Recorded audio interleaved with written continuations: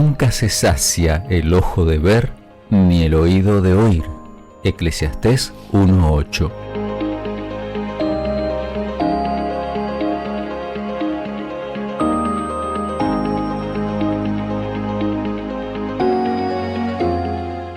Muy, pero muy buenas. Estamos muy contentos una vez más de poder invitarlos, recibirlos y que nos acompañen en un nuevo episodio de nuestro podcast Enfoque Psicoespiritual. Así que muy buenas, Eddie, muy buenas, Rodri. ¿Cómo están? Muy bien, muy bien. Hola. Pero primero las damas, a saludar. Muy bien, la verdad. Como siempre, muy contento de compartir con ustedes y con nuestra familia, nuestros compañeros que nos escuchan siempre. Así es una alegría poder llegar al momento en que compartimos un capítulo más. La verdad que lo estamos esperando cada semana. Sí. Y es lindo porque hay gente que nos dice, buenísimo, ya está el nuevo capítulo. Sí. Y nos agradecen porque aparece ahí en las redes sociales. Pero a nosotros nos pasa lo mismo, estamos como esperando el momento de poder reunirnos para poder compartir así en familia, como suele decir Eddie siempre, y que lo sentimos acá los tres, compartir en familia estos temas que nos hacen bien a todos. Sí, exacto, y esa es la idea, que podamos disfrutar, compartir, y obviamente a ustedes también les pedimos que si lo quieran compartir, también lo pueden hacer, obviamente. Esa es la idea, poder multiplicar todo lo posible este granito de arena para nuestro bienestar. Así es. Y bueno, y hoy justamente queríamos, y no solamente para introducir el tema de hoy, sino también para incentivarlos o invitarlos a que si quieren ver el episodio anterior, van a encontrar la historia quizás de un animalito, no sé, a ver quiénes recuerdan, a ver cómo estuvimos con la memoria, que hoy vamos a estar hablando de un tema, del mismo tema, similar, y lo vamos a ir ampliando porque sin duda que es un tema muy amplio y creo que hoy tampoco lo vamos a poder abarcar entero. Pero, a ver, Eddie, Rodri, ¿se acuerdan de cuál era el animalito de la historia que estuvimos en el episodio anterior? Bueno, creo que lo tengo que decir yo porque, bueno, lo contó el tío Rodri, entonces sería medio trampa. Sí, claro. Así vamos a tomar el examen a Eddie. Lo recuerdo muy bien y se trataba de una palomita. Bien. Una palomita. Y había otro animalito que era un gusanito, que no sé si estaba vivo o no estaba muy vivo, pero... Bien. Yo no quisiera ser el gusanito de la historia, tampoco la paloma. Pero dejamos ahí justamente para que vuelvan al episodio anterior y escuchen la historia completa, porque tiene relación total con el capítulo de hoy. Exactamente. Y hoy vamos a hablar nada más y nada menos, y relacionado con el tema del episodio anterior, de adicción. Vamos a decir la verdad. No es que ya teníamos pautado para hoy este capítulo, pero ni bien terminamos el anterior, ustedes se acuerdan, salimos acá de los estudios de radio, la radio de la universidad, y dijimos el próximo capítulo tiene que ser adicciones, porque el anterior, donde está la historia de la paloma, trabajamos ludopatía, conversamos acerca de la ludopatía y nos dimos cuenta que había que conectar enseguida el tema de adicciones para ampliar un poco más este panorama que es tan necesario y urgente y cada día más, ¿no? Sin duda.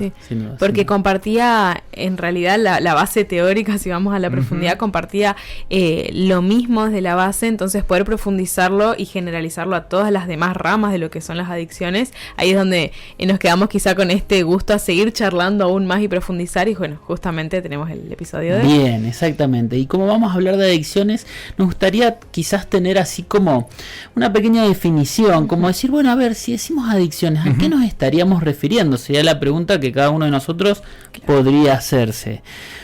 ¿Qué sería cuando digo qué es una adicción? O si lo digo diferente, ¿no? Ya de manera afirmativa, ¿una adicción es? Bueno, para poder entenderlo en palabras sencillas, una adicción es una conducta que se repite de forma compulsiva. Es una conducta que se repite. Y que al principio sí genera placer, pero con el tiempo que va generando dependencia y dolor. Y ahí está la causa de la adicción en sí. En la definición, Eddie, nos decís una conducta. Y por ahí cuando uno piensa en adicciones, en general lo primero que aparece es una sustancia, ¿no? Es verdad. Alcoholismo, ¿no es cierto? Tabaquismo, por mencionar las adicciones más comunes, más conocidas, otras sustancias químicas, etcétera, drogas. Pero vos dijiste en la definición, Eddie, conductas. Sí. A ver, ¿cómo es eso? Ya que puede ser cualquier conducta o comportamiento que hagamos que nos genere este camino de recompensa que querramos buscar más y más y más para generar este placer. Pueden ser personas, pueden ser vínculos, pueden ser situaciones. ¿Puedo ser adicto a una persona? Sí. Podemos generar la dependencia, como se conoce, a una persona o a una situación. ¿Todas las adicciones son malas? Por ejemplo, yo conozco a alguien que es adicto al running. ¿Está mal? A ver. Cuando lo repite de manera compulsiva y le empieza a hacer mal, sí. A usted lo veo muy bien con su running, así que por ahora creo que le damos el alta. Bien. Dentro de la psicología, cuando hablamos de sustancias químicas, decimos que son sustancias psicoactivas, ¿no? Que hacen que nuestro cerebro, nuestro sistema nervioso central, genera una estimulación, como decía Eddie, de nuestro sistema de recompensa que se ve alterado y hace por ende que después nuestro mismo cerebro nos pida más, nos pida más a tal punto de que cuando no los tenemos nos genera dolor. Y ahí viene el problema. De hecho, Jacobo, vos has mencionado más de una oportunidad, está muy bueno, que la base de un problema de salud psicológica o una psicopatología tiene que ver con la pérdida de la capacidad de funcionar normalmente, ¿no? La funcionalidad, lo mencionabas por ejemplo en el capítulo de la depresión, sí, que es toda una constelación de síntomas, pero el tema es cuando yo ya no puedo funcionar, cuando mi tristeza, mi angustia, mi exceso de dormir, de comer o lo que sea, ya no me permite llevar una vida funcional. No, lo mismo pasa con las adicciones, ¿no? Porque puede ser que una conducta tengamos un signo de pregunta, pero adicción a esto no es tan malo, ok, pero si esto me está generando una dependencia de esa situación, de esa conducta, mucho más si es una sustancia, porque ya está el factor químico que pega mucho más fuerte, ¿sí?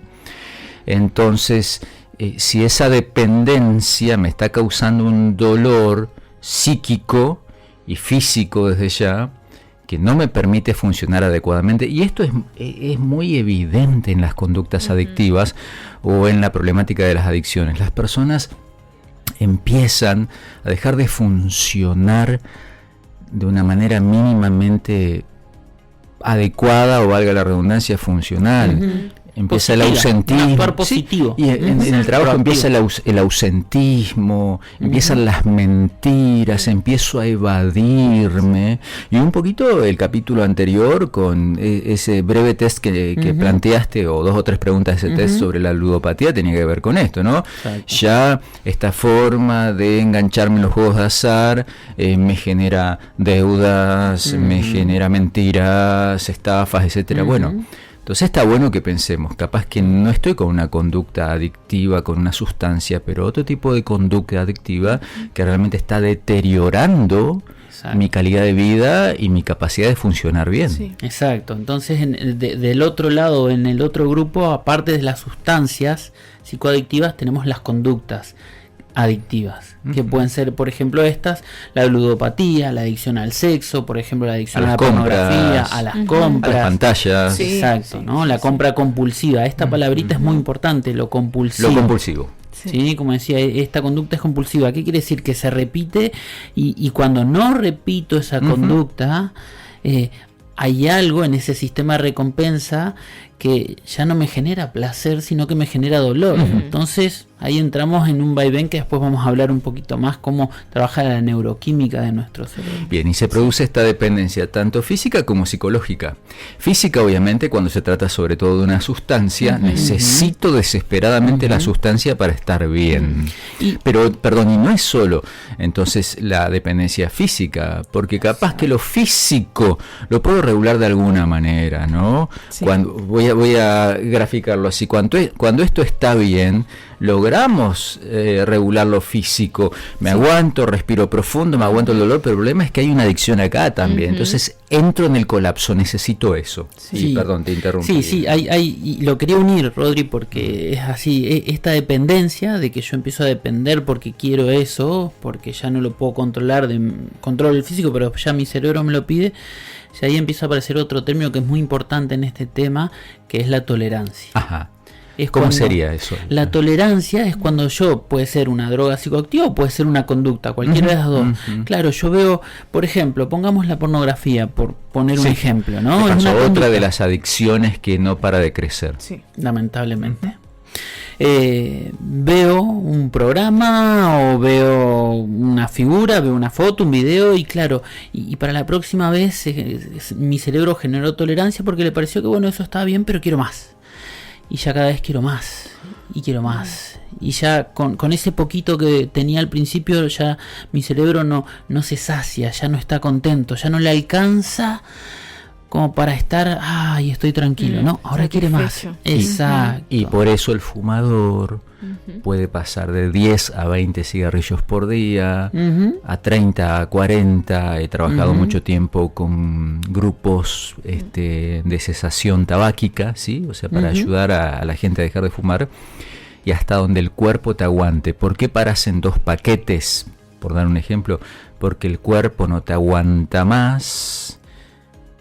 Pero algunos, bueno, he tenido casos increíble, uno no lo entiende. Tuve un caso de 5 paquetes, vos no podés entender cómo se podía fumar 100 cigarrillos al día. No se los terminaba, obviamente, no se los terminaba por la mitad y el siguiente, en la ducha fumando. Se había arreglado, se las había ingeniado para poder fumar en la ducha, pero esto para mí ilustra de forma tremenda esto de que quiero más, nunca es suficiente y solo paro porque ya el cuerpo no me da, pero a la vez al parar por eso nunca hay satisfacción.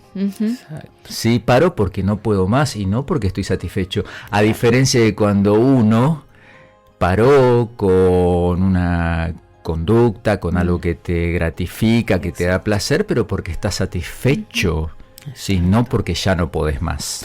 ¿Sabes, Rodri? Que me lleva directo y te voy a hacer una pregunta y la vamos a ir respondiendo juntos. Pero la pregunta sería, ¿qué perdió esa persona que llegó a esos 100 cigarrillos diarios? O sea, ¿quién realmente está decidiendo? Sería mi pregunta. Y muy bien. Quería también sumar a tu pregunta. Otra pregunta, que es lo que vos decías, Rodri, que esta persona para en esta adicción se para porque ya no te está haciendo bien, pero en realidad no está satisfecho. ¿Pero qué hay que satisfacer? Esa pregunta me hacía mientras vos lo contabas. ¿Hay que satisfacer las ganas de seguir fumando o consumiendo? ¿O hay que satisfacer otra cosa en realidad? Bueno, fíjate, yo quiero mencionar algo de eso y después de lo que preguntó Jacobo, que como tiene la mala costumbre hace preguntas que nos dejan callados, pero bueno, está bien. Porque es para que todos podamos pensar realmente, porque creo que esa es la idea de este podcast. Que perdió y ahora te voy a contar un poquito por qué me quedé pensando mucho, pero esto que decís, Eddie, es clave. ¿Qué está buscando satisfacer esa persona? Porque por eso arrancamos nuestro programa, como lo hacemos habitualmente, con un pensamiento de la sabiduría bíblica, ¿no? Tantos conceptos existenciales tan profundos que hay en la sabiduría bíblica para nuestra salud mental y nuestro bienestar. Por eso esto es enfoque psicoespiritual. Y hoy arrancamos con ese pasaje de Eclesiastés 1:8. Eclesiastés, recordemos que fue la última producción literaria de un genio, como fue el rey Salomón, que la Biblia dice que fue el hombre más sabio, ¿sí?, que haya conocido la humanidad. Hoy no tenemos forma de chequearlo porque tenemos sí evaluaciones de cociente intelectual de mucha gente, no le podemos hacer a Salomón, pero evidentemente la historia muestra que el hombre era un genio total para todo. Y en su genialidad quiso probar de todo, ¿sí? Y fue muy, muy inteligente, pero en un momento le faltó sabiduría, ¿no? Y se derrapó mal. Y Eclesiastés escribe este breve libro, pero tremendo, me encanta Eclesiastés. Está en el Antiguo Testamento de la Biblia, cortito para leer y es para pensar mucho. Él habla allí del sinsentido de la vida, de un montón de cosas duras, sí, que te pegan fuerte existencialmente, pero que te hacen pensar finalmente qué es lo importante en la vida. Y entonces ahí él dice lo que leímos al principio: nunca se sacia el ojo de ver ni el oído de oír. Eclesiastés fue escrito en el 1000 a.C. Hace 3000 años Salomón estaba planteando el circuito químico y psicológico de las adicciones. ¿Qué buscamos saciar? Lo que preguntabas, Eddie. Porque si es simplemente saciar el ojo, el oído, la sensación, la amígdala, si el núcleo accumbens, todos esos centros que tenemos en nuestro sistema nervioso límbico, que es el que regula el placer y pide placer, no, imposible, nunca, ni 100 cigarrillos ni 500. Exacto. Entonces está buena la pregunta, ¿qué es lo que hay que saciar? Yo creo, o trato, Rodri, me hiciste entrar en este viaje en el tiempo con Salomón y digo, creo que Salomón hubiese querido decir, mira, vi de todo. Claro. Y todavía mis ojos no se saciaron. Escuché de todo y todavía mis oídos no se saciaron. Claro, exactamente. O sea, es como trató de dejarnos este mensaje, como decir, evidentemente, humanos como somos,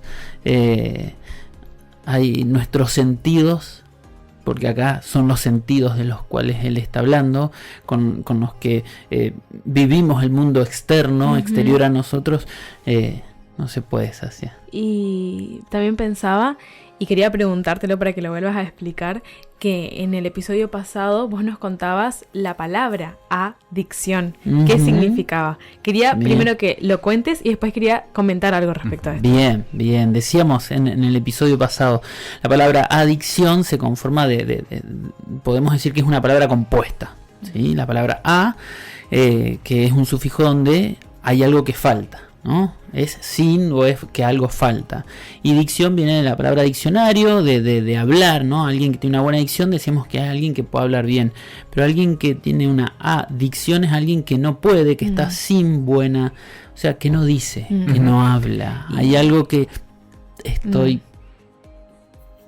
dejándolo ahí.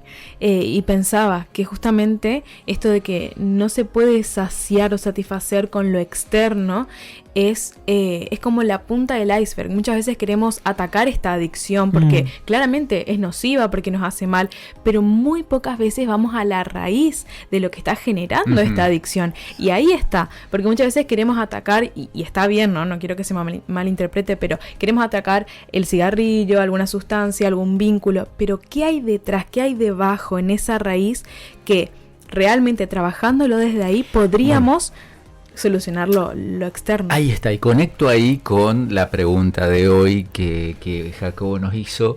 ¿Qué perdió esa persona? En el caso terrible, dramático que mencionaba de los 100 cigarrillos. Y creo que tu pregunta iba para un lado, Jacobo, pero a mí me disparó para el otro. Bien, y tiene que ver, eso es lo bueno, que nos vamos a encontrar. Sí, tiene que ver con esto que dijo Eddie. Creo que tu pregunta iba para el lado de que esa persona evidentemente, o no tan evidentemente, porque quien está sufriendo el problema lamentablemente no se da cuenta, perdió su libertad. Perdió su libertad. Por eso los remitimos a la historia de la palomita y los gusanitos del capítulo anterior. Sí, perdió su libertad. Y esto es un hecho en las adicciones. Importantísimo, fundamental, que ahora en los minutos que nos quedan lo tenemos que revisar un poquito. Pero te decía que a mí tu pregunta también me disparó hacia el otro lado y hacia la historia de esa persona. ¿Qué habrá perdido esta persona en su vida que de alguna manera está tratando de tapar, o con 100 cigarrillos, o con una adicción al sexo, a la pornografía, a las compras, al azar, la ludopatía, etcétera? Y un poco acá lo que decía Eddie entonces, ¿no? Eso de no poder, y bueno, que vos lo estabas recordando, Jaco, de no poder decirlo, de no poder poner en palabras, de no poder conectar con mi dolor y darme cuenta. Yo estoy tratando de tapar algo que me está doliendo demasiado en mi vida, que no he podido solucionar. Un trauma seguramente de una clase u otra, una pérdida, algo que no necesariamente tiene que ser la muerte de alguien, ese tipo de duelo, sino algún otro tipo de duelo en la vida, mis frustraciones, mis pérdidas de proyectos, de esperanzas, de expectativas, hasta de sentido de vida que perdí. Y estoy tratando de taparlo con algo que me genere placer, o por lo menos que me haga olvidarme de la situación compulsivamente. Ahí es cuando hablamos de que en realidad la conducta compulsiva de consumir algo o generarme una conducta que me afecta, que me hace mal, es síntoma. Claro. Y no es causa, digamos, la causa está por debajo. Por eso esto del iceberg justamente es quizás esa persona que está ahogando, pongámoslo entre comillas, sus penas. En realidad el alcohol es nada más que lo que vemos desde afuera, desde lo externo, pero seguramente, y como dice Rodri, muy seguramente hay mucho dolor y sufrimiento que se está tapando. Sí, es que la adicción, sea cual sea, es una forma de esclavitud. Sí. Realmente nos quita la libertad y nos hace presos de eso que necesitamos. Y qué importante es como parte de, digamos, del trabajo de enfrentar y recuperarnos, que es un proceso, un camino que hay que recorrer, enfrentar y recuperarnos de una adicción. Qué importante es reconocer este concepto, o sea, darme cuenta de que he perdido mi libertad y no lo estoy aceptando. Porque si hay algo que escuchás permanentemente, por ejemplo en los grupos de cesación tabáquica y en otros ámbitos del trabajo con adicciones, es no, yo lo dejo cuando quiero. Exacto. Yo lo dejo cuando quiero. O no, yo lo controlo, yo sé que hasta acá. Mentira. Sí. Y con todo cariño lo digo, no es un juicio condenatorio lo mío, sino es una descripción de la conducta. Mentira, te estás mintiendo. Y es lo que técnicamente se llama ilusión de control. La ilusión de control es parte de la conducta adictiva, pero esa es una ilusión. Vos te mentís diciendo que lo podés manejar.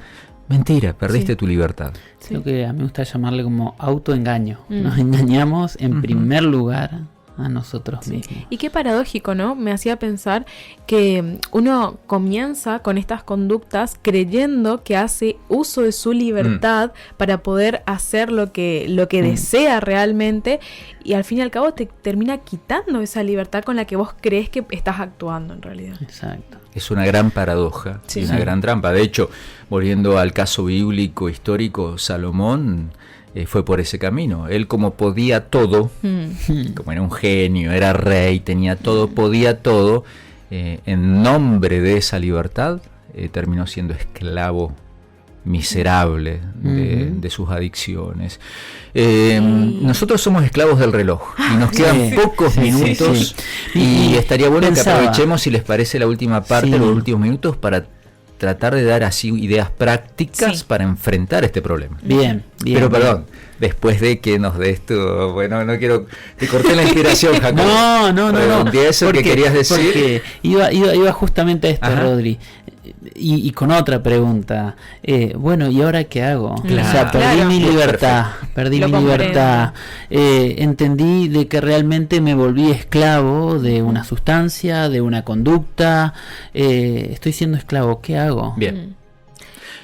Perdón, antes de que Eddie nos empiece a dar algunas claves, como siempre para salvar el programa y terminar con cosas muy bien puntuales, que no, también es una parte, ¿no? Ya ir más a lo puntual y específico cerrando el programa, pero antes de eso, o mejor dicho, como parte de eso, ya el primer paso, creo que lo hemos enfatizado bastante, así que nos salió dialogando acá en la mesa entre amigos. que es reconocer el problema. Sí. Exacto. Primer paso. Primer paso. De hecho, hay un proceso que ustedes conocen muy bien, que básicamente son los estadios del cambio de un gran psicólogo que ha estudiado esto, Prochaska, ¿sí? En realidad son dos, Clementi y Prochaska, siempre se olvidan de Clementi. Mirá si no se olvidan de él, que no me acuerdo bien, perdón, ¿no? Pero se conoce como los estadios del cambio de Prochaska, que el primer estadio es estar precontemplativo. Precontemplativo es: no me doy cuenta que tengo un problema. Bueno, entonces el primer paso es empezar a salir de la precontemplación y pasar a contemplativo, que es algo está pasando. Respirar profundo, suspirar con dolor, pero reconocer, tengo un problema. Es que justo lo iba a unir así, con ese hilo de que eso es lo que hicimos hasta ahora, reconocer el problema. Y puede sonar muy duro, pero es dejar de negarlo, como decías hoy, Rodri, en el hecho de este falso control que decimos que tenemos o que nuestra mente puede llegar a creer que tiene. Pero lo principal es reconocer el problema, poder dejar de negarlo. Y junto con esto buscar ayuda. Principalmente de algún vínculo que nos sostenga, que nos ayude, que nos acompañe, y obviamente profesional, porque necesitamos tener como todas las aristas de nuestra vida de cierta forma acompañándonos para poder salir, porque sabemos que no es fácil, porque justamente es lo que nuestro cerebro y nuestro cuerpo nos va pidiendo. Buscar ayuda, perfecto. Sí, esa primera ayuda inmediata puede ser alguien cerca, ir y hablar, un amigo, un familiar, un ser querido, abrirnos y hablar. Sí. Pero entonces también la ayuda profesional. Sí. Así como también buscar cambiar rutinas, que es también lo que tratábamos el episodio anterior. Si hay lugares, situaciones, personas que nos acerquen a estas conductas, e ir alejándonos progresivamente de estas cuestiones. Bien. Igualmente, si hay personas, lugares, situaciones que nos acercan a nuestra mejoría, y acercarnos a esas personas. Bien. Tanto personas como rutinas, muy bien. Cambiar. Y yo sé que hay circuitos en los cuales, si me acerco o me meto, de una voy a terminar consumiendo o con la conducta adictiva. Bueno, empezar a tomar pequeñas pero importantes decisiones. Estos circuitos los tengo que evitar. Estos lugares los tengo que evitar o cambiar o adaptar o controlar. Bueno, puedo seguir metiéndome así nomás. El ejemplo clásico es: si tengo adicción a las pantallas, no puedo tener el celular en mi mesita de luz para que automáticamente a la noche lo agarro y estoy con la mejor y la más sincera decisión de que lo voy a mirar solo 15 minutos. No, mentira. 3 de la mañana y todavía estoy ahí, ¿no es cierto? ¿Por qué? Porque ahí tengo, por ejemplo, un circuito, un escenario, un lugar que cambiar, que disponer distinto. Exacto. Y algo para mencionar, Rodri, y va muy con esto. Tengo un amigo que él me dice: mira, yo antes consumía en ciertos ambientes y me pasaba así, y hoy dice, reconozco, después de mucho tiempo de no consumir, pero hay un tipo específico, un ritmo específico de música que a mí me lleva directamente, dice, a recordar esos lugares, y cuando recuerdo esos lugares, recuerdo lo que pasaba en esos lugares y me hace querer desear esa sustancia. Y sabes que la música, como tantos otros estímulos, la música es maravillosa, pero tiene la capacidad de se dice, de puentear nuestro lóbulo frontal. Pasa por encima de nuestro lóbulo frontal, corteza prefrontal, y va derecho al limbo. Sistema límbico. El sistema límbico, la música estimula mucho lo emotivo, entonces obviamente que ya me dispara cuestiones muy fuertes con respecto a las conductas adictivas, si determinada música me evoca esas situaciones, ¿no? Incluso lo que percibimos, hay olores que también nos llevan a situaciones. Bueno, empezar a tomar conciencia de eso y cambiar escenarios, rutinas. ¿Qué más, Eddie, en los 2 minutos que nos quedan? Bueno, no podemos irnos sin justamente hablar de la ayuda divina, del real ayudador, sin duda. De quien realmente puede transformarnos desde lo más profundo, y a quien podemos entregarle realmente lo que está debajo del iceberg y que ni los otros ven y quizá ni yo reconozco, pero que él lo sabe. Pero entonces listo, no voy al psicólogo, ya está. ahí tengo el real ayuda. No, sí, por eso decíamos buscar ayuda profesional también. Viste, ahí en la tensión que te metí hay que terminar ya, y te tiré el gran tema para discutir 2 horas, pero solamente para recordar que en nuestro podcast Enfoque Psicoespiritual creemos en... A ver, hace poco, y ahora soy yo el que me alargo, pero en una entrevista me preguntaban, ¿y vos crees en la psicología? Y les dije, apaguen los micrófonos porque me quedo sin trabajo. Pero lo voy a decir, no creo en la psicología, creo en la ayuda psicológica. Pues la psicología como sí es una herramienta, una disciplina que no tiene la verdad definitiva, pero sí nos da dispositivos, encuadres, herramientas importantísimas, pero la solución más profunda, la solución final, está allí en lo que nos recordaba Edina. Entonces, sí, busquemos ayuda profesional, pero qué bueno es poder abrirle el corazón a Dios. Sí. Y eso, esa adicción, eso que no puedo decir, empezar a conversarlo con Dios para ir sanando desde lo profundo. Sí, muy poderoso. Sí, y esto me lleva directamente al segundo paso de estos grupos muy reconocidos, como es Alcohólicos Anónimos, Ayuda a Narcóticos Anónimos. El segundo paso, el primero es reconocer que tengo un problema y no puedo solo.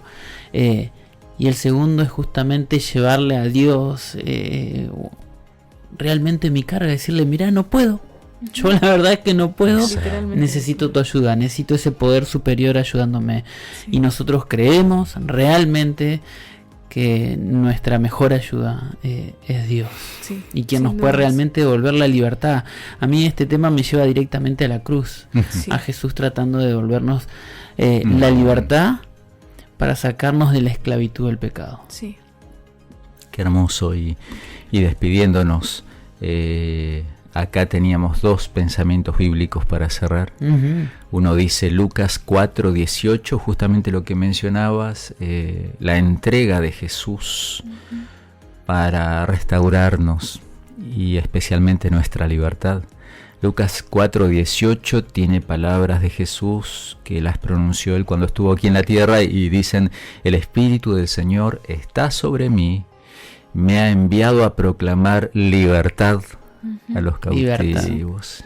Y el otro es el Salmo 120, versículo 1, que estaba por allí, si ustedes lo tienen y lo quieren leer, porque yo lo perdí, pero estaba acá. Clamé al Señor en mi angustia y Él me respondió. Qué lindo. Entonces, hagamos todo lo posible con esta ayuda que necesitamos, que estuvimos repasando brevemente, pero clamemos a Dios porque Él nos responderá.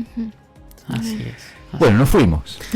Sí, sin duda, siempre el tiempo termina siendo para nosotros un poco tirano, pero agradecemos su compañía, nos alegramos de poder haberlos acompañado una vez más, y sin duda que en algún momento retomaremos este tema porque es muy amplio, como muchos otros, pero estamos agradecidos. Gracias, Eddie, gracias, Rodri, y será hasta un próximo encuentro de Enfoque Psicoespiritual. Hasta la próxima. Nos vemos.